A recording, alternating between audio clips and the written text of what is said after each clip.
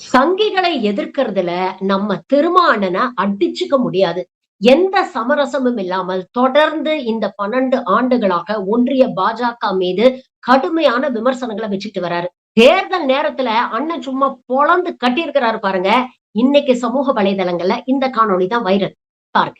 எவன் ஒருத்தன் பிஜேபி எதிர்க்கிறது தயங்குறானோ அவன் அவர்களால் உருவாக்கப்பட்டவன் என்று பொருள். எவன் ஒருவன் மோடி அரசை எதிர்க்க விமர்சிக்க தயங்குகிறானோ அவன் அவர்களால் வளர்க்கப்படுகிறவன் என்று பொருள். அவ்வளவுதான். உனக்கு ஏன் தயக்கம்? இந்த 11 வருஷத்தில் நீ என்ன சாதித்து விட்டாய்?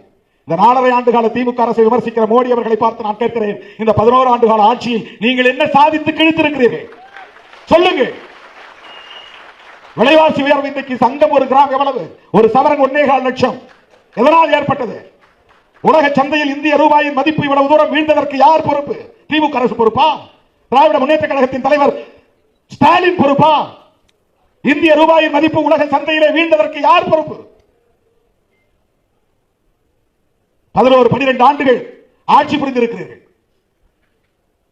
என்ன மேம்பாட்டை உங்களால் காட்ட முடியும்? அதானிக்கும் அம்பானிக்கும் இந்தியாவை விற்றுக் கொண்டிருக்கிறீர்கள். எல்லாவற்றையும் முதலாளித்துவமயமாக்கிக் கொண்டிருக்கிறீர்கள். ஒருபுறம் கார்பரேட் மயம், இன்னொரு புறம் சனாதன மயம். இதுதான் பிஜேபி ஆட்சி. முஸ்லிம் வெறுப்பு, சிறுபான்மை மக்களுக்கு எதிரான அச்சுறுத்தல், பாபர் மசூதி இடிப்பு, திருப்பரங்குன்றத்திலே மதவாத அரசியல். என்ன செய்து கிழித்து விட்டீர்கள்? என்ன சாதனையை உங்களால் அடுக்க முடியும்? 4.5 ஆண்டு கால திமுக அரசை விமர்சிப்பது எந்த அடிப்படையில் என்பதை உங்களால் சொல்ல முடியுமா? வெறும் தேர்தல் நோக்கம்தான், அரசியல் ஆதாயம் தான். அதற்கு எடப்பாடி துணை போகிறார். தமிழ்நாட்டு மக்கள் எடப்பாடியை ஒருபோதும் மன்னிக்க மாட்டார்கள் என்பதை நான் இந்த இடத்திலே பதிவு செய்ய கடமைப்பட்டிருக்கிறேன். தமிழ்நாட்டிலே தேசிய ஜனநாயக கூட்டணியின் ஆட்சி மலரும் என்று சொல்லுகிறீர்கள். அதற்கு பொருள் என்ன?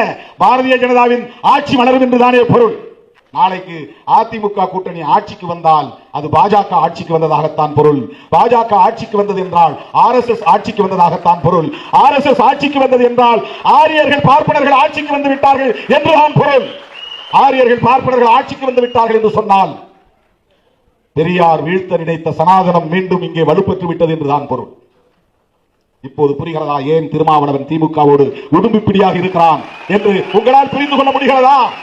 சில அற்பர்கள், மூடர்கள் ஏதோ சில லாபங்களுக்காக, ஆதாயங்களுக்காக திருமாவளவன் திமுகவோடு ஒட்டி கொண்டிருக்கிறான் என்று கருதுகிறார்கள். இல்லை, பெரியாரின் கருத்துக்களுக்கு வலு சேர்க்க வேண்டும் என்கிற தேவை இருக்கிறது.